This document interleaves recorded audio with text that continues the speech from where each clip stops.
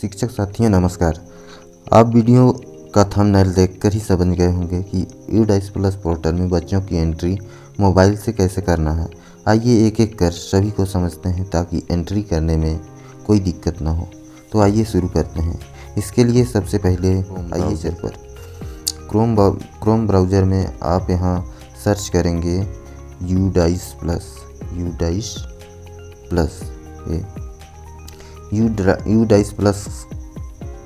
Search करते ही इस तरह का आइकन खुलेगा। तो इसमें सबसे पहला ये जो दिख रहा है, ये आपको दिख पा रहा होगा UDAIS+, इसको टच करना है। इसको टच करते ही इस प्रकार का इंटरफेस खुलेगा, जिसमें आप सीधे स्क्रॉल करते हुए सीधे नीचे चले आएंगे। और यहाँ सबसे पहले तो हम लोग स्कूल की प्रोफाइल और सुविधाएं और शिक्षक मॉड्यूल को भर चुके हैं। इसी तरह हम लोग को स्टूडेंट एंट्री भी करनी है। तो सबसे पहले आप यहाँ राज्य चुने। ये SDMS मॉड्यूल के लिए दिया गया है, मतलब स्टूडेंट एंट्री के लिए। तो यहाँ राज्य चुनना पड़ेगा। तो इसके लिए यहाँ टच करेंगे। यहाँ टच करते ही आपको इस तरह का इंटरफेस दिखेगा, जिसमें छत्तीसगढ़ को हम चयन करेंगे। इस प्रकार से छत्तीसगढ़ हमने चयन कर लिया। इस प्रकार यहाँ जाएँ का बटन दिख रहा है, इसको टच करेंगे। जाएँ को टच करते ही इस प्रकार का इंटरफेस खुलेगा। तो यहाँ ये कोष्टक के अंदर, ये डिब्बे के अंदर कहीं भी टच कर दें तो स्टूडेंट पोर्टल में लॉगिन हो जाता है। स्टूडेंट पोर्टल में लॉगिन होते ही आपको इस तरह का इंटरफेस खुलेगा। यहाँ सबसे पहले आपको यूज़र ID एंट्री कर लेना है। इसके बाद पासवर्ड एंट्री कर लेना है। फिर कैप्चा फिल करके लॉगिन हो जाना है।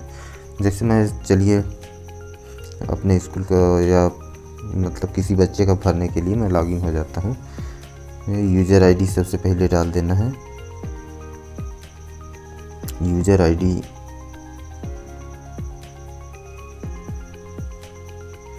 लॉगिन होने के बाद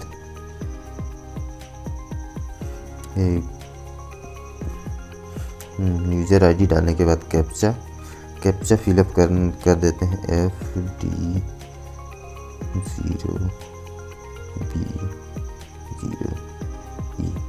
इस प्रकार कैप्चा फिल करने के बाद लॉगिन हो जाना है।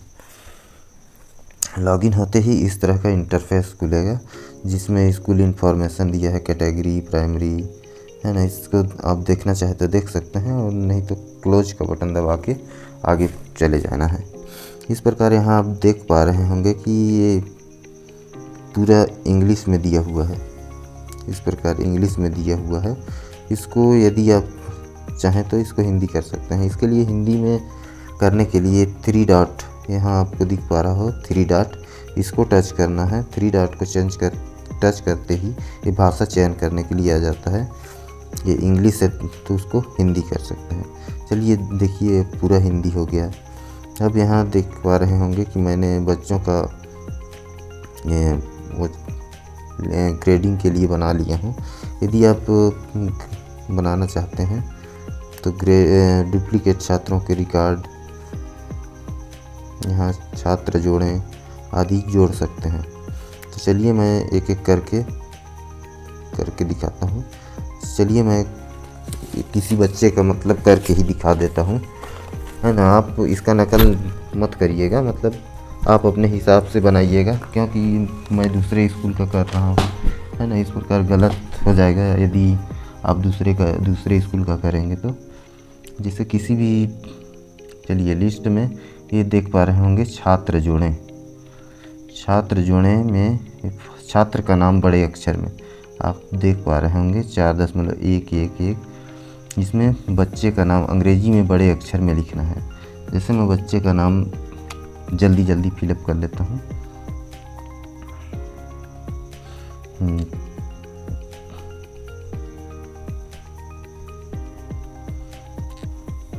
हाँ, यहाँ अंतिम लिखने के बाद स्पेस नहीं देना है। स्पेस यदि दे देते हैं तो फिर ये रेड कलर में आ जाता है, इससे आगे नहीं बढ़ेगा, इसीलिए स्पेस नहीं देना है। जहाँ आप ख़त्म करते हैं नाम लिखने के बाद, वहाँ स्पेस बिल्कुल नहीं देना है ना। यहाँ अब आगे चलते हैं। यहाँ बच्चे का लिंग चयन कर लेना है। फिर बच्चे का जन्म तिथि जन्म तिथि चयन कर लेना है। यदि आप इसको टच करते हैं तो कैलेंडर के रूप में आएगा। यदि यहाँ टच करते हैं तो आपको डायरेक्ट यहाँ लिख देना है /03 इस तरह से लिख के भी किया जा सकता है। यदि आप इसको टच करेंगे तो ये कैलेंडर के रूप में प्रदर्शित होगा। आपको जैसा सरल लगे, कैलेंडर वाला सरल लगे तो कैलेंडर वाला कर सकते हैं, अन्यथा लिख के भी किया जा सकता है। अब यहाँ छात्र का कोड और आईडी राज्य के अनुसार, तो छात्र का कोड जो आईडी अपन लोग को मिलते आया है ना, 8-10 अंक का रहता है, जो उसमें मिल जाएगा आपको CG-School.in में, है ना, उसको यहाँ भर सकते हैं या तो फिर निरंक भी छोड़ सकते हैं, चलेगा। अब यहाँ माता का नाम फिलअप कर देना है। माता का नाम जल्दी फिलअप करते हुए आगे बढ़ते हैं, है ना। माता का नाम, यहाँ पिता का नाम भर देना है ना। इस तरह से भरते जाना है, कोई दिक्कत नहीं होता है ना। यहाँ अभिभावक का नाम यहाँ अभिभावक यहाँ छोड़ सकते हैं। यहाँ बच्चे का आधार नंबर डाल देना है ना। बच्चे का नाम, बच्चे का आधार नंबर,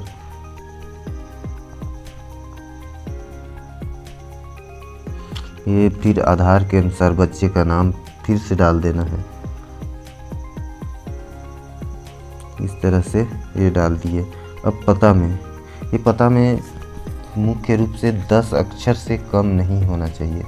पता जैसे किसी भी ग्राम का नाम हो सकता है ना। जैसे किसी ग्राम का नाम है, मान लेते हैं यहाँ बिलासपुर मान लेते हैं। ये बिलासपुर देखिए 10 अक्षर का नहीं हो पा रहा है। Address should be at least 10 characters, मतलब 10 अक्षर से कम नहीं होना चाहिए, है ना। इसीलिए 10 अक्षर पूरा करने के लिए आप ये अंडरस्टूड को भी लगा सकते हैं। जैसे ये 2 बार लगा दिया तो ये राइट का चिन्ह लग गया हरे कलर का, है ना। तो आप अपने हिसाब से देख लीजिएगा कितने अक्षर का है ना, लेकिन 10 अक्षर से कम नहीं होना चाहिए। हाँ, अब मैं जल्दी से भर देता हूँ ये बच्चे का।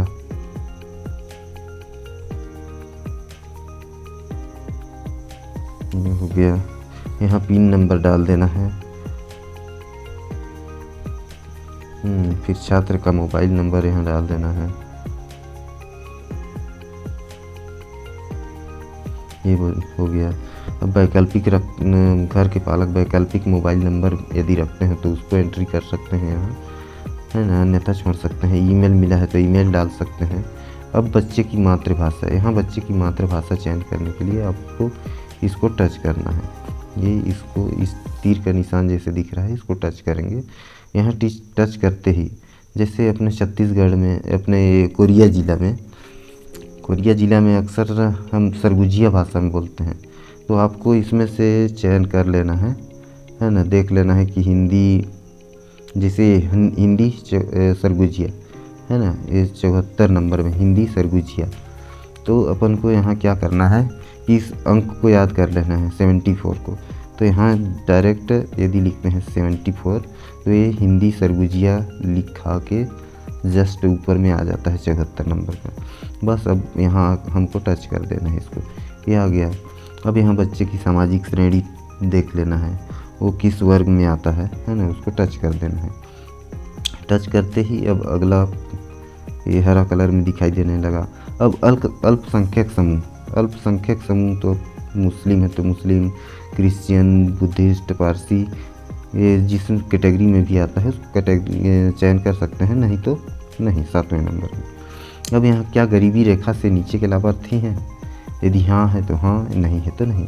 चलिए मान लेते हैं आप, यहाँ हम हाँ कर देते हैं, है ना। क्या अंत्योदय अन्न योजना के लाभार्थी हैं? जैसे अंत्योदय में भी कुछ लोगों को दिया जाता था पहले यहाँ, लेकिन अब शायद अंत्योदय वाला नहीं चल रहा है, इसीलिए यहाँ नहीं कर सकते हैं। और आर्थिक रूप से कमज़ोर, एकदम वंचित समूह से संबंधित यदि है तो हाँ, नहीं तो नहीं। अपने यहाँ मान लीजिए नहीं है तो नहीं कर देते हैं।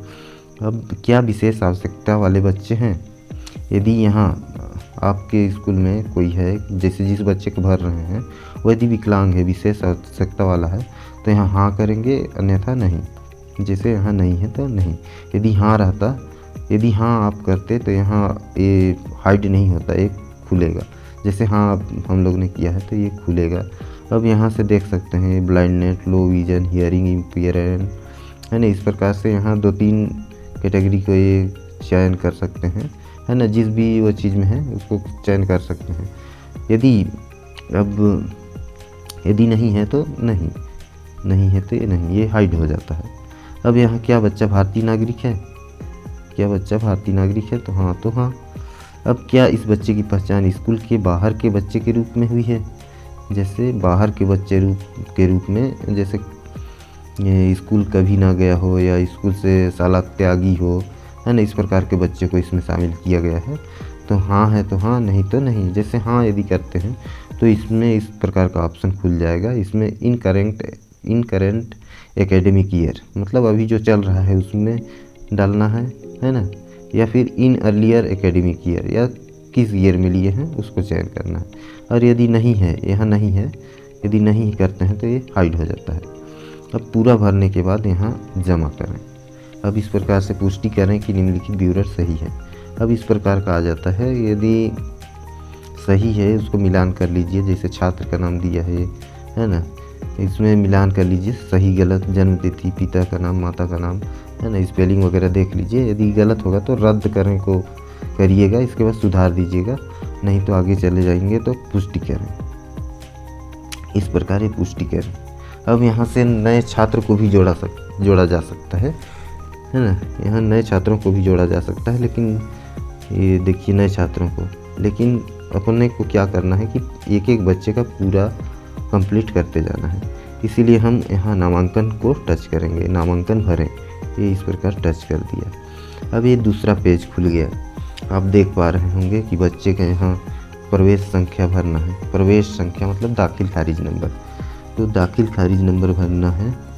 इसके लिए हम जल्दी से भर देते हैं दाखिल खारिज। और प्रवेश तिथि, वर्तमान में जब से स्कूल खुला है, इस सत्र में बच्चे का जो खुला है उस दिनांक को यहाँ लिखना है। जैसे 16 जून को स्कूल खुला है तो 16 जून ही लिखना है ना। यहाँ यदि आप कैलेंडर से करना चाहते हैं तो कैलेंडर से भी कर सकते हैं, है ना। और यदि लिख के करना चाहते हैं तो लिख के करने से और ज़्यादा आसानी होता है। तो मान लीजिए ये 16 जून 2022 ये अपन लोग कर दिए, है ना। लिखना सरल है, कैलेंडर में टाइम लग जाता है, इसलिए अपन लिख के करने से ज़्यादा सरल पड़ता है। अब अगला आ जाता है कक्षा या अनुभाग या रोल नंबर। तो आप सीधे सीधे यहाँ कक्षा लिख सकते हैं। रोल नंबर यदि चाहें तो रोल नंबर लिख सकते हैं, नहीं तो कक्षा ज़्यादा अच्छा है, ज़्यादा बेटर रहेगा, है ना। जैसे मैं चौथी के बच्चे का कर रहा हूँ तो 4 डाल दिया है ना। अब यहाँ अगला नंबर दिखाई दे रहा है कि छात्र द्वारा चुनी गई शैक्षणिक स्ट्रीम केवल, अच्छा ये केवल उच्च माध्यमिक विद्यालय के लिए है। अब यहाँ अगला आता है पिछले शैक्षणिक वर्ष 21-22 में छात्र की स्थिति, है ना। 21-22 में बच्चे की क्या स्थिति थी उसको यहाँ भरना है। तो studied at current same school, यदि आपका जिस बच्चे का भर रहे हैं वो आप उसी स्कूल में पढ़ा है तो पहला वाला करेंगे। यदि दूसरे स्कूल से आया है तो दूसरा करेंगे, और यदि नहीं पढ़ रहा है, डायरेक्ट लिया गया है, तो ये चौथे नंबर को सेलेक्ट करेंगे। तो यहाँ का बच्चा ये पहले नंबर में है, सेम स्कूल में है तो ये पहले वाले में करेंगे, ये कर दिए। इसके बाद अगला है पिछले शैक्षणिक वर्ष 21-22 में अध्ययन किया गया ग्रेड, है ना। पिछले साल किस कक्षा में पढ़ रहा था, है ना। तो चौथी का भर रहे हैं तो चौथी में ये मात्र 2 को ही दिखा रहा है, तीसरी और चौथी को, है ना। तो रिपीटर्स तो है नहीं, इसीलिए क्लास 4 नहीं डालना है, यहाँ डायरेक्ट क्लास 3 को चयन कर लेना है। अब अगला है ये अगला तो केवल ये प्राइवेट के लिए है ये वाला। अब ये देखते हैं पिछली कक्षा में अध्ययन किया, क्या परीक्षा के लिए उपस्थित हुए। यदि उपस्थित हुए तो अपीयर्ड करना है, और यदि अनुपस्थित हुआ तो नॉट अपीयर्ड है, लेकिन उपस्थित हुआ है इसीलिए अपीयर्ड करना है। अब अगला आता है पिछली कक्षा में अध्ययन किया परीक्षा का परिणाम। यहाँ परीक्षा का परिणाम जो पिछले कक्षा में जो पढ़ रहा था उसका परिणाम क्या है, प्रमोटेड या पास, है ना। तो यहाँ पास हुआ है तो सीधे सीधे 1 नंबर में टिक कर देना है पास। अब उसका प्राप्तांक, यहाँ प्राप्तांक हिंदी में अक्सर हिंदी में केवल प्राप्तांक लिखा है, लेकिन यदि यही अंग्रेजी में है ना, उसमें देखने पर वो जो प्राप्तांक जो अंक प्राप्त किया है उसका परसेंटेज को लिखना है ना। जैसे कोई बच्चा मतलब 250-300 पाया है ना, उसको परसेंटेज निकाल के ही यहाँ लिखना है ना। जैसे ये बच्चा मान लीजिए इतना पाया है ना, यहाँ मात्र अंकों को लिखना है, परसेंट का चिन्ह को नहीं लगाना है ना। ये परसेंट लिख दिए। अब अगला है बच्चे के स्कूल जाने के दिनों की संख्या, है ना। पिछले सत्र में बच्चा कितने दिन स्कूल गया है उसको यहाँ लिख देना है। मान लीजिए वो गया जितना भी गया है उसको लिखना है। मैं जो भर रहा हूँ उसको नकल नहीं करना है, यह केवल डेमो के लिए है ना। इतना भरने के बाद यहाँ दिखाई दे रहा है जमा करें, है ना। तो ये जमा करें कर देते हैं। ये देख पा रहे होंगे कि इनरोलमेंट डाटा सेव्ड सक्सेसफुली, है ना। ये आगे बढ़ जाते हैं। आगे बढ़ने के लिए नेक्स्ट में को टच करना पड़ेगा, है ना। ये नेक्स्ट करने पर ये तीसरा पेज खुल जाता है जिसमें कि छात्र को प्रदान की जाने वाली सुविधाएं, है ना। डेटा भरने के वर्ष के लिए, है ना। हाँ, तो यहाँ इसमें हाँ में टच करेंगे। हाँ में टच करते ही बच्चे को क्या क्या सुविधाएं उपलब्ध हुई हैं उनको टिक मार्क करना है।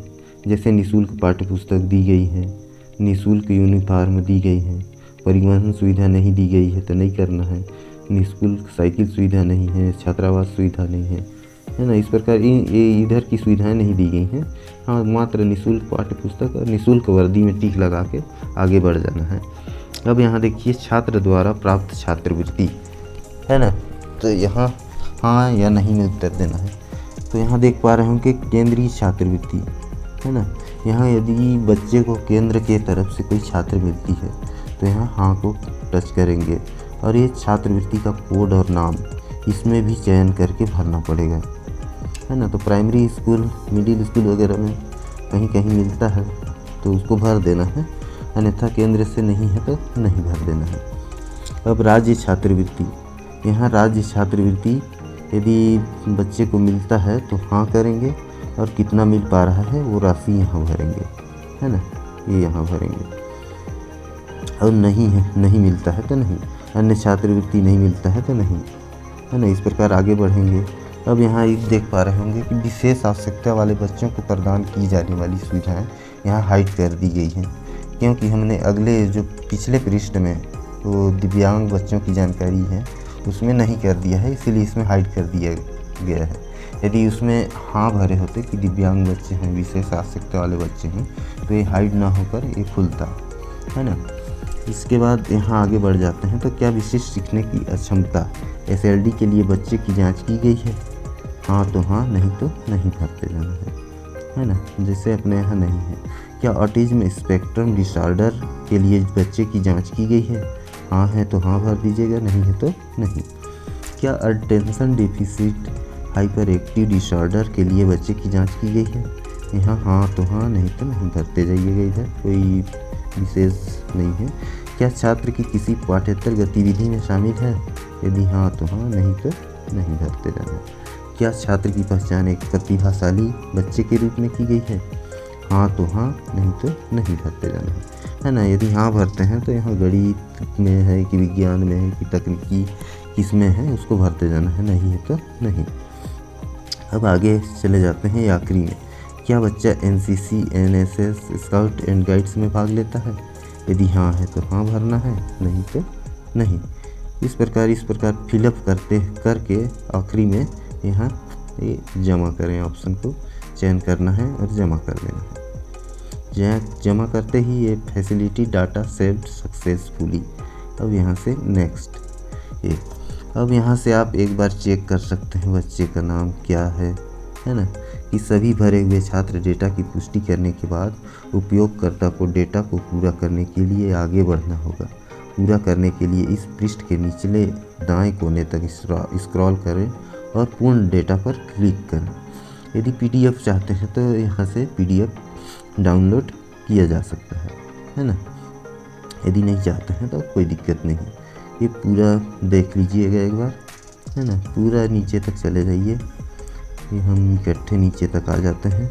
अब यहाँ देखिए लिखा हुआ है डेटा पूरा करें, है ना। डेटा पूरा करें, इसको टच करेंगे तो are you sure you want to complete data, है ना। यहाँ इस प्रकार का बोलता है तो यहाँ अपन को ओके कर देना। ये देखिए डाटा कंप्लीटेड, है ना।